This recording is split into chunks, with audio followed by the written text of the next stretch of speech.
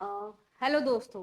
जैसा कि आप लोगों को पता है कि कंप्यूटर अनुदेशक की वैकेंसी बहुत टाइम के बाद राजस्थान में पहली बार आप लोगों के लिए आई है। सो आई थिंक आप लोगों को इसके लिए बहुत तैयारी करने की जरूरत है और हो सकता है कि आप में से कुछ लोग इसकी तैयारी में जुट भी गए हों। मैं सुचिता अरोड़ा आज आपके सामने आपके लिए एक मॉड्यूल, जिसको मैं ये बोलूंगी कि सी लैंग्वेज, उस मॉड्यूल के बारे में आपके साथ कुछ डिस्कस करना चाहती हूँ।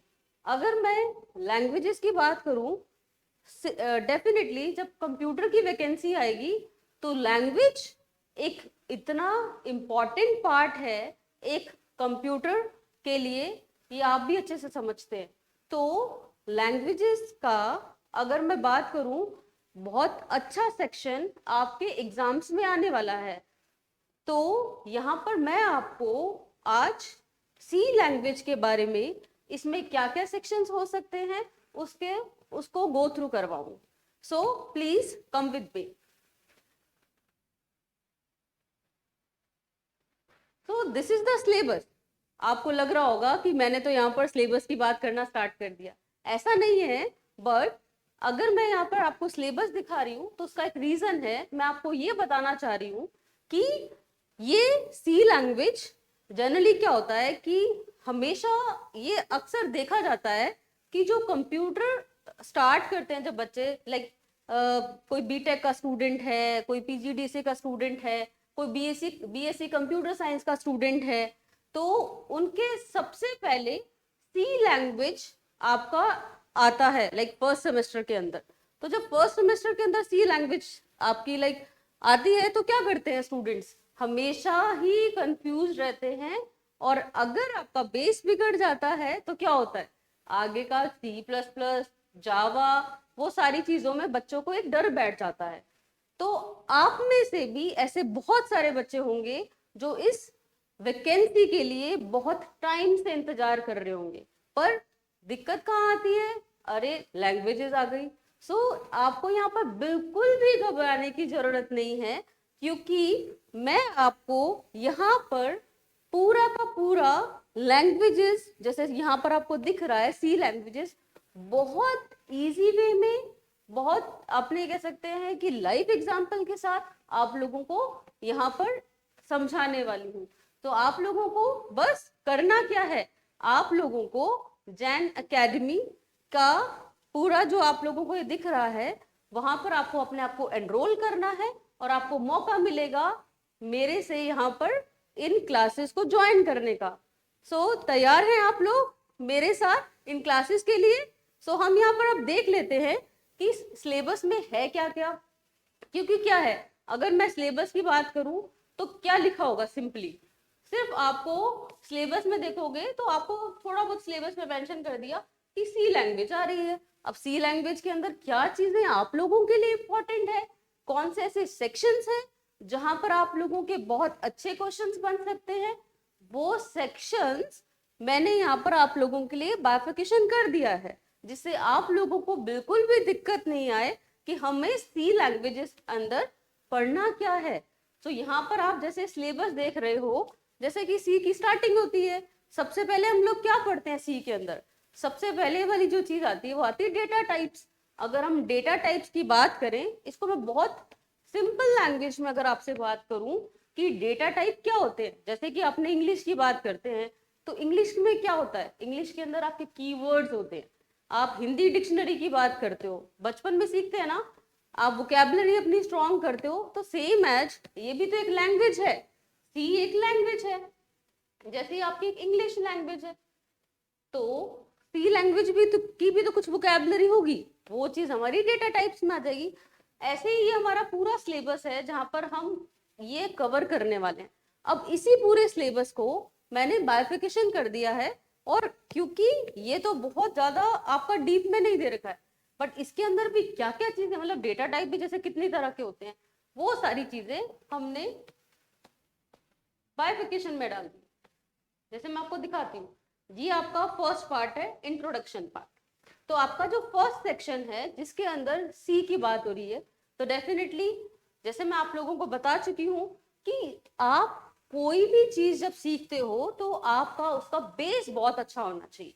तो यहाँ पर जब हम सी लैंग्वेज की बात करते हैं तो डेफिनेटली हम उसके इंट्रोडक्शन की बात करेंगे।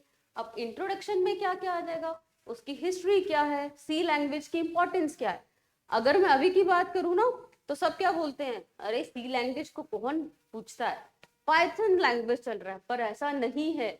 अगर आपका बेस क्लियर नहीं है तो आप कोई भी लैंग्वेज नहीं सीख सकते हैं।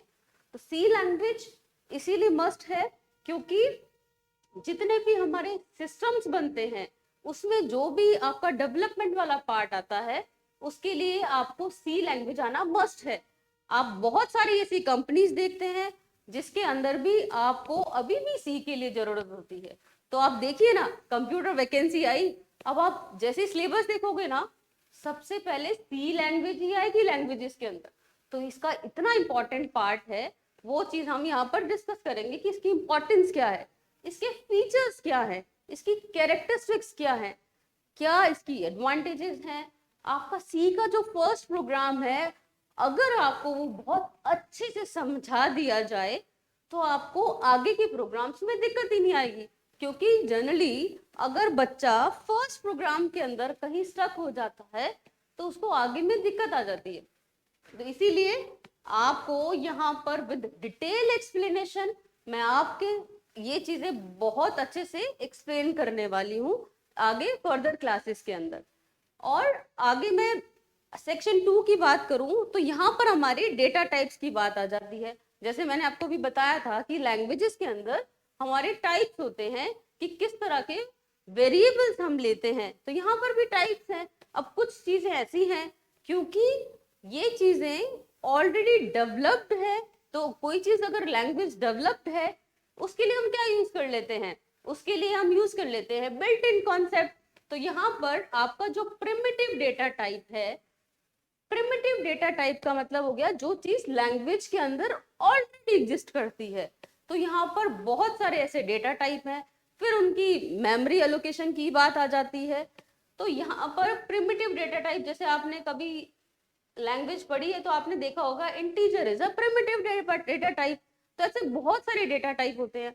क्या उसका साइज होने वाला है, अगर कोई 32 बिट की मशीन है या 64 बिट की मशीन है तब साइज वेरी करेगा या नहीं वेरी करेगा, इस तरह के क्वेश्चंस आप देखने वाले हो। उसके बाद मैं नॉन प्रिमिटिव की बात करूं तो नॉन प्रिमिटिव का मतलब ये है कि जो चीज ऑलरेडी प्री डिफाइंड नहीं है। अब इसके अंदर हमारे पास यूजर डिफाइंड की बात आ जाती है। जब हम यूजर की बात यहाँ कर रहे हैं तो यूजर का मतलब हम, मतलब जो चीज हमने डिफाइन की है, तो वो वाला सारा कॉन्सेप्ट आपका यूजर डिफाइंड के अंदर आ जाएगा। अब इसके अलावा भी जनरली हम यही पढ़ते हैं, इसके अलावा भी आपके सिलेबस के अंदर मेंशन है enumeration data type, void data type. तो आप ये सारी चीजें विद ऑल क्लैरिफिकेशन क्लासेस में पढ़ेंगे और बहुत अच्छे से पढ़ेंगे। इसकी मैं गारंटी लेती हूँ कि अगर आपने ये क्लासेस ज्वाइन की तो आप डेफिनेटली लैंग्वेजेस के अंदर मास्टर हो जाएंगे, राइट। सो अब आगे की बात अगर मैं करूं सेक्शन 3 में, तो सेक्शन 3 में आपके ऑपरेटर्स आ जाएंगे। अब ऑपरेटर्स का मतलब जो, जैसे हम अर्थमेटिक की बात करते हैं, जैसे मैं फर्स्ट एग्जांपल ले लेती हूँ, तो अर्थमेटिक का मतलब, जैसे हम अर्थमेटिक, आपने कैलकुलेटर हमेशा देखते हो, आप कुछ भी कैलकुलेशन करते हो तो वो क्या चीज हो जाती है, अर्थमेटिक। मान लो मुझे एडिशन करना है 2 नंबर्स का, मुझे सब्ट्रैक्शन करना है, तो वो चीज क्या है, मैथ्स में करते हैं ना, अर्थमेटिक ऑपरेशंस। तो सेम एज उन ऑपरेशंस को जिन ऑपरेटर के थ्रू परफॉर्म किया जाता है वो अर्थमेटिक ऑपरेटर हो जाते हैं। जैसे कि अगर मुझे 2 नंबर को एडिशन करना है तो हम क्या लिखते हैं, 2 + 3। तो यहाँ पर ये जो प्लस साइन आया ये क्या है, एक अर्थमेटिक ऑपरेटर है जिसके थ्रू आप क्या कर रहे हो, एडिशन परफॉर्म कर रहे हो। ऐसे आपके जितना भी लॉजिकल की बात अगर हम करें या मैं रिलेशनल की बात करूं, बिटवाइज की बात करूं, तो ये बहुत सारी कैटेगरी है। जैसे हम एंड ऑपरेटर लगाते हैं जब मुझे 2 कंडीशंस की बात करनी है, अगर मुझे बिट वाइज की बात करनी है, क्योंकि आपको भी पता है कंप्यूटर कभी भी नंबर्स को नहीं समझता है, it will convert your number into machine language. सबको पता है कंप्यूटर को क्या समझ आता है, कंप्यूटर को सिर्फ समझ आता है 0 और 1। तो अगर हम 0 और 1 की बात करते हैं तो इनको हम बिट्स बोलते हैं। तो जो ऑपरेटर बिट्स पे काम करे वो बिट वाइज ऑपरेटर, कितना सिंपल है ना। तो वो सारी चीजें हम यहाँ पर कवर करने वाले हैं। अब आपको जैसे नाम से पता चल रहा है यूनरी, तो यूनरी ऑपरेटर का मतलब क्या हो गया कि जो सिंगल वेरिएबल पे काम करे। बाइनरी का मतलब क्या होगा आपका, जो बाइनरी पे काम करे। टर्नरी का मतलब क्या हो गया, जो 3 वैल्यूज पे काम करे। तो इस तरह से जो भी आपका ऑपरेटर वाला पार्ट है, और सबसे इंपॉर्टेंट जो यहाँ पर बात की जा रही है वो आ रही है आपकी प्रेसिडेंस की, ऑपरेटर प्रेसिडेंस। तो इसका भी क्या मतलब है आपको भी पता है ना। जैसे मैं आपको एक मैथ्स का एक छोटा सा इक्वेशन की बात करूं, 2+3 मल्टीप्लाई बाय 6, तो आप इसका क्या आंसर दोगे आपको लगता है। तो आप प्लीज कमेंट में इसका आंसर लिखना। जैसे कि आपको पता है कि मल्टीप्लिकेशन पहले परफॉर्म होगा उसके बाद एडिशन होगा। क्यों होता है ऐसा, क्योंकि यहाँ पर इस ऑपरेटर की प्रायोरिटी ज्यादा है प्लस से, तो ब्रैकेट्स तो नहीं है। अगर मैं यही चीज क्या करती, 2+3 कर देती ब्रैकेट के अंदर, देन मल्टीप्लीकेशन 6 करती, तब आंसर चेंज हो जाता। तो ब्रैकेट सबसे पहले प्रायोरिटी पर है। तो जो प्रेसिडेंस की बात है उस पर बहुत क्वेश्चंस बन सकते हैं, और हर तरह के क्वेश्चंस पे हम यहाँ पर प्रैक्टिस करने वाले हैं। क्यों, क्योंकि जितने भी सेक्शंस हमने यहाँ पर दिए हैं उन हर एक सेक्शन के क्वेश्चन भी प्रिपेयर किए हैं। आपको पूरा सेट इसके साथ अवेलेबल होगा, ताकि आपको ये पता चले कि जो आपने स्टडी किया है और उस स्टडी के बाद जो क्वेश्चन आप अटेम्प्ट करोगे वो क्वेश्चंस किस तरह के हो सकते हैं, उन क्वेश्चंस पे आपको क्या आंसर्स लिखने हैं। और आंसर्स यहाँ पर पूरा पैकेज प्रिपेयर किया है, जिससे आपको क्या फायदा होगा, आप उसके आंसर विद एक्सप्लेनेशन मिल जाएंगे आपको। तो कितना अच्छा है ना, आपको अपने दिमाग लगाने की जरूरत ही नहीं है। इसका मतलब क्या है, आप सुचिता मैम की क्लास में आ जाओ और सुचिता मैम आपके सारे डाउट्स क्लियर करवा देगी। So don't miss it and come in my classes. And then मैं सेक्शन 4 की बात कर लेती हूँ, कंडीशनल आपका स्टेटमेंट्स। कंडीशनल स्टेटमेंट्स, अब आपको इंग्लिश कीवर्ड का तो मतलब पता है ना। जब हम कोई कंडीशंस पे काम करते हैं, हम नहीं कहते हैं घर पे। अच्छा, जैसे कि मैं एक एग्जांपल ले लेती हूँ कि मम्मी ने कहा कि बेटे ये सामान बाहर से लेकर आ जाओ मार्केट से। आप कंडीशन लगा देते हो कि मम्मी अगर आप मुझे मेरी पॉकेट मनी दोगे तो ही मैं मार्केट से सामान लेकर आऊंगा, नहीं तो नहीं लाऊंगा। तो आपने क्या किया, एक कंडीशन अपनी मम्मी के सामने रख दी। अब उस केस में क्या होगा, दो बातें होंगी। जैसे आपने कंडीशन रखी कि आप मार्केट कब जाओगे, जब आपको 100 रुपीज मिलेंगे। अगर आपको 100 रुपीज नहीं मिले तो उस केस में आप मार्केट नहीं जाओगे। तो यहाँ पर आपके पास दो ऑप्शन हो गए, या तो जाओगे या नहीं जाओगे। तो जो कंडीशंस पे काम करते हैं वो चीज हमारे पास कंडीशनल स्टेटमेंट्स आ जाती हैं। अब इसमें सी में सिंटैक्सेस है। इफ का मतलब जो हमने कंडीशन दी, एल्स का मतलब अगर आप नहीं गए तो आप क्या करोगे, हो सकता है आप टीवी देखो, तो वो एल्स पार्ट में आ गया। आपका नेस्टेड का मतलब क्या होता है, कंडीशन के अंदर और एक कंडीशन दे दी। क्या कंडीशन दे दी, जैसे एक तो आपने 100 रुपीज की कंडीशन दे दी और उसके बाद आपने बोला कि मैं मार्केट भी जाऊंगा और वहां से मैं पैटीज भी खाकर आऊंगा। तो ये आपकी सेकंड कंडीशन है। हो सकता है कि आपकी मम्मी को लगे कि आपकी तबीयत ठीक नहीं है, आपने जो पॉकेट मनी ली है आप हो सकता है 3-4 डेज के अंदर उसको खर्च करो, पर आपने एक और कंडीशन दे दी कि मैं तो जाऊंगा और पैटीज भी खा के आऊंगा। तो दो कंडीशन, एक पहले कंडीशन की 100 रुपीज मिलेंगे तो वो मिल गए और उसके बाद आप पैटीज खाओगे, तो दो कंडीशन हो गई ना। तो ऐसे में आपकी नेस्टिंग हो जाएगी, एक कंडीशन के अंदर दूसरी कंडीशन। इस चीज को हम नेस्टिंग में लेकर चलते हैं। डेफिनेटली ये जो मैं आपको एग्जाम्पल बता रही हूँ, मेरा पढ़ाने का तरीका भी यही है। हमेशा मैंने ये देखा है कि स्टूडेंट्स को अगर हम टेक्निकली ले जाएं तो वो समझ ही नहीं पाते हैं, पर यहाँ पर हम क्या कर रहे हैं, हम यहाँ पर लाइव और रियल लाइफ एग्जाम्पल के साथ इन चीजों को समझेंगे। अगर आपने कोई चीज रियल लाइफ एग्जाम्पल के साथ रिलेट की तो डेफिनेटली आप उन चीजों को बहुत इजीली समझ जाओगे। हम देखते हैं ना, जैसे छोटे बच्चे के केस में उनको अगर हम कोई चीज विजुअलाइज कराते हैं, इजी लैंग्वेज में सिखाते हैं, तो वो बहुत जल्दी सीखता है। अगर हम डायरेक्टली उसको स्कूल के अंदर डायरेक्टली स्टार्ट कर दें ABCD, क्या वो लर्न करेगा? बिल्कुल नहीं। देखते हो ना आप लोग आजकल कॉन्सेप्ट आ गए हैं कौन से स्कूल के बच्चों के लिए, आपके प्ले ग्रुप अलग टाइप के स्कूल बन गए हैं, जैसे आपने बहुत सारे स्कूल से देखते हो, वहां पर बच्चे का मन भी इजीली लगता है, वो अंडरस्टैंडिंग भी बहुत अच्छे से होती है। तो ये कॉन्सेप्ट क्यों आया? ताकि आपकी लर्निंग अच्छी हो। सेम एज मेरी क्लासेस में आपको यही लर्निंग मिलने वाली है, so don't miss it. And then switch का मतलब क्या होता है? ये नहीं तो वो हमने केसेस बना दिए, अगर ये कंडीशन इससे मैच हो गई तो मुझे वो करना है, ये कंडीशन इससे मैच हो गई तो मुझे वो काम करना है, तो मैंने 10 काम असाइन कर दिए।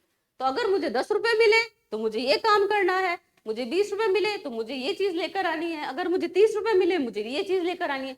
हमने केसेस बना दिए कि अगर 4 केस बना दिए कि 10 रुपीज होंगे तो मैं ये लेकर आऊंगा, 20 होंगे तो ये, तो वो चीज हमारी स्विच के अंदर आ जाती है जब हम केसेस की बात करते हैं।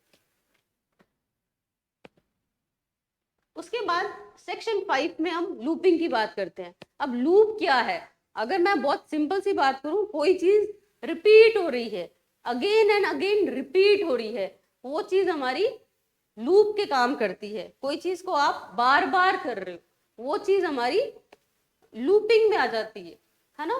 तो यहाँ पर सी के अंदर अलग अलग तरह के लूप होते हैं, जैसे फोर लूप है, वाइल लूप है, डू वाइल है। तो ये कैसे काम करते हैं, इनमें क्या डिफरेंस है, ये हम आगे डिटेल क्लास में देखेंगे। उसके बाद हमारा यहाँ पर आ जाता है एरे। अब एरे की मैं बात करूं, अगर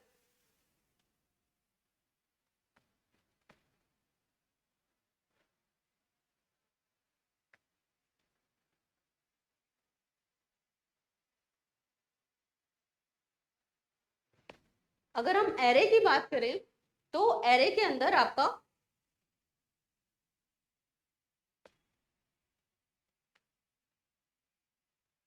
एरे के अंदर आपका क्या आ जाता है कि जैसे कोई एक वैल्यू है, अगर मुझे वो 10 वैल्यूज पे काम करना है तो मुझे क्या करना पड़ेगा उस केस में? एक वैल्यू है मान लो मेरे पास 1, अगर मुझे मान लो मुझे कुछ ऐसा काम दे दिया जाए कि मुझे बहुत सारे अमाउंट है या कॉम्बिनेशन बनाने हैं या कुछ इस तरह का काम करना है, मुझे वहां पर 10 अलग अलग वैल्यूज की रिक्वायरमेंट है। तो ऐसा तो नहीं है कि मुझे 10 वेरिएबल चाहिए तो मैं तो शुरू हो गई ऐसे लिखना, आपका ABCD, मैंने ये नाम लिख दिए वेरिएबल्स के, तो मैं तो कितने, अगर मुझे 100 की रिक्वायरमेंट थी तो क्या मैं 100 नाम लिखने लग जाऊंगी? ऐसे तो हम याद भी नहीं कर पाएंगे। तो बहुत सिंपल सा तरीका है कि हम उसको स्पेसिफाई कर देते हैं लाइक दिस। इसके अंदर हमने जो वैल्यू पास की, इसका मतलब ये हो जाता है कि ऐसे इसी नाम के बहुत सारे वेरिएबल्स बन जाएंगे। तो एरे के अंदर हम कुछ इस तरह से स्टडी करेंगे ताकि वहां पर हमारा सबसे बड़ी बात है कि एरे के अंदर हमारा काम कैसे होता है। अगर मुझे बात करनी है, जैसे आप मैथ्स में करते हो, मैट्रिक्स की बात करते हो, तो मुझे मैट्रिक्स के अंदर कहाँ पर मल्टीप्लिकेशन करना है, कहाँ पर एडिशन करना है, तो मुझे वहां पर किस तरह से वैल्यू स्टोर करनी है, वो सारी चीजें हम इसमें देखने वाले हैं। तो यहाँ पर हमने बात की है मैट्रिक्सेस की, तो मैट्रिक्स ऑपरेशन भी इसमें आ जाएंगे। 2 डायमेंशंस की बात करते हैं, कैसे होगा ये अभी सोचने की भी जरूरत नहीं है, हम ये चीजें बहुत डिटेल क्लासेस के अंदर एक एक कॉन्सेप्ट को बहुत बारीकी से देखने वाले हैं, ताकि आपको हर एक चीज टिप्स पे आ जाए, आपको वो नोट्स दोबारा देखने की जरूरत ही नहीं पड़े जो चीज हमने क्लास के अंदर डिस्कस की है। सो ये बहुत सिंपल है, आप इस चीज को बहुत इजीली कर सकते हो। उसके बाद मैं सेक्शन 7 की बात करती हूँ, तो सेक्शन 7 के अंदर आपके फंक्शंस आ जाते हैं। अब फंक्शंस हैं तो कोई चीज है, हमने एक मॉड्यूल बना दिया, जैसे मैं अभी बात कर रही थी, मुझे एक टास्क मिला कि मेरे को दो दो कॉम्बिनेशन बनाकर एडिशन करना है। अगर मैं ऐसे एडिशन करने लग गई तो मुझे पता नहीं कितनी बार सिर्फ 2 वैल्यूज का एडिशन जैसे मुझे करना है, और अलग अलग वैल्यूज हैं, जैसे मैंने लिया A+B, इसका एडिशन मैंने एक वेरिएबल में डाल दिया। अब मान लो मुझे एक और नया वेरिएबल लेना पड़ा E+F, इसका वेरिएबल मैंने किसी में डाल दिया। अगर मुझे 10 कॉम्बिनेशन के एडिशन करने हैं तो मैं तो ऐसे 10 बार एडिशन करती जाऊंगी। तो कोई ऐसी चीज हो जो एक बार लिखनी पड़े, उसको हम बार बार यूज कर पाए, तो वो ब्लॉक जो हम बार बार यूज कर पाए तो वो हमारे फंक्शंस में आ जाता है। तो हमारे यहाँ पर फंक्शंस का कॉन्सेप्ट ये कहता है। उसके बाद अगर मैं बात करूं सेक्शन 8, 9 एंड 10 की, तो यहाँ पर हमारे पास पॉइंटर्स आ जाते हैं। अब सबसे ज्यादा जो प्रॉब्लम आती है बच्चों को सी लैंग्वेज के अंदर, वो आती है पॉइंटर्स के अंदर, क्योंकि वो ये समझ ही नहीं पाते हैं कि पॉइंटर्स किस तरह से कंप्यूटर मेमोरी की वैल्यू पे वर्क करता है। तो ये चीजें हम बहुत डिटेल के अंदर, पॉइंटर्स क्या है, किस तरह से डिक्लेयर किया जाता है, ये सारी चीजें हम क्लासेस में पढ़ने वाले हैं। अगर मैं यहाँ पर क्वेश्चंस की बात करूं स्पेशली फॉर द पॉइंटर्स, तो कैसे क्वेश्चंस बनेंगे? आपको कोई पॉइंटर वेरिएबल दे दिया, अब आपसे पूछा कि इसका एड्रेस क्या है, 4 ऑप्शन आपको दे दिए। हो सकता है कि उसके अंदर +1 कर दिया। आपका कोई पॉइंटर वेरिएबल है, इस तरह से आपका डिक्लेयर होता है कोई भी पॉइंटर वेरिएबल। अब मैं इस पॉइंटर वेरिएबल के अंदर अगर इंक्रीमेंट कर देती हूँ तो वो कितनी वैल्यू से इंक्रीमेंट होगा? +1 से होगा या +2 से होगा, या जिस तरह का वो वेरिएबल है वैसे होगा। तो ये सारी ट्रिकी क्वेश्चंस, ये सारी चीजें हम डिस्कस करने वाले हैं पॉइंटर्स के अंदर। तो आपके लिए ये पूरा सेक्शन अलग से बना हुआ है। फिर पॉइंटर्स के अंदर भी एक कॉन्सेप्ट नया है, वो है कांस्टेंट पॉइंटर। वो क्या है, वो इसमें कैसे काम करता है, वो सारी चीजें हम यहाँ पर डिस्कस करने वाले हैं। उसके बाद सेक्शन 9 की मैं बात करूं तो यहाँ पर आ जाता है आपका structure and union. Structure and union, आपको यूनियन के नाम से तो समझ ही आ रहा होगा कि यूनियन, किसी भी चीज की यूनियन क्या होती है। आपने सुना होगा ना कि हम एक यूनियन बना लेते हैं।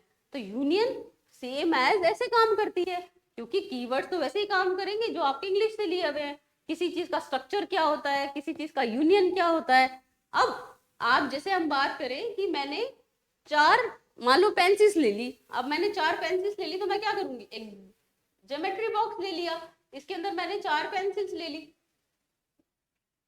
तो ये चीज जैसे हम स्टोर कर रहे हैं तो इसके तरीके 2 हैं, एक स्ट्रक्चर है, एक यूनियन है। तो वो चीजें कैसे काम करती हैं, इन दोनों में क्या डिफरेंस है, ये चीजें हम सेक्शन 9 में पढ़ने वाले हैं। उसके बाद मैं सेक्शन 10 की बात करूं तो सेक्शन 10 के अंदर फाइल हैंडलिंग का कॉन्सेप्ट आता है। और जैसा अगर मैं ये बात करूं कि मुझे इन लैंग्वेजेस के अंदर, क्योंकि मैं जनरली सिर्फ प्रोग्रामिंग लैंग्वेजेस, टेक्नोलॉजी, आपका डेवलपमेंट, पूरा मेरा इसी का एक्सपीरियंस है। स्पेशली क्योंकि मैंने कंपनी में भी वर्क किया हुआ है और वही एक्सपीरियंस और वही नॉलेज मैं आप लोगों के साथ शेयर करना चाहती हूँ, ताकि आप लोग इन चीजों में मास्टरमाइंड बन जाओ। और जैसा मुझे पता है, इतने बच्चों के साथ मैंने डील किया हुआ है, तो मुझे पता है कि बच्चे कहाँ स्टक होते हैं। सबसे जो हार्ड क्वेश्चन या हार्ड टॉपिक होता है for the C, that is the file handling. जब फाइल हैंडलिंग का कॉन्सेप्ट आता है ना, तो बच्चों को क्या लगता है, ओह गॉड इसमें से क्वेश्चंस नहीं आए, अगर ये क्वेश्चंस आ गए तो भाई हम तो फेल हैं। पर बिल्कुल भी घबराने की जरूरत नहीं है, क्योंकि यहाँ पर आपकी मेंटर आपके साथ है, जो आपको इन कॉन्सेप्ट्स को बहुत सिंप्लीफिकेशन में लेकर आएगी आपके सामने। तो आपका जो फाइल हैंडलिंग का कॉन्सेप्ट है, आप फाइल को क्या समझते हो, एक सिंपल सी फाइल, जैसे कि आपकी कोई टेक्स्ट फाइल है। अब इस फाइल के अंदर वर्क कैसे करना है, ये फाइल नई क्रिएट कैसे होगी, इसको ओपन कैसे करना है। अब ये जो सारी चीजें हैं हम मैनुअली नहीं करके एक प्रोग्राम के थ्रू करें। मतलब मैंने एक कंप्यूटर का प्रोग्राम बना दिया, वो प्रोग्राम ही उस फाइल को ओपन कर दे, वो प्रोग्राम ही उस फाइल को क्लोज कर दे। उस प्रोग्राम के थ्रू हम डेटा को रीड कर पाए, उस प्रोग्राम के थ्रू हम डेटा उसमें राइट कर पाए, ये सारी चीजें हैं। तो है ना बहुत simple, right? So this is the whole module of your C language. Hope कि आपको ये बायोफिकेशन समझ आया होगा और आप यहाँ तैयार हैं मेरे साथ सी की अगली क्लास के लिए। सो अगर आपको ये पसंद आया हो तो प्लीज कमेंट में जरूर मेंशन कीजिए। Thank you so much.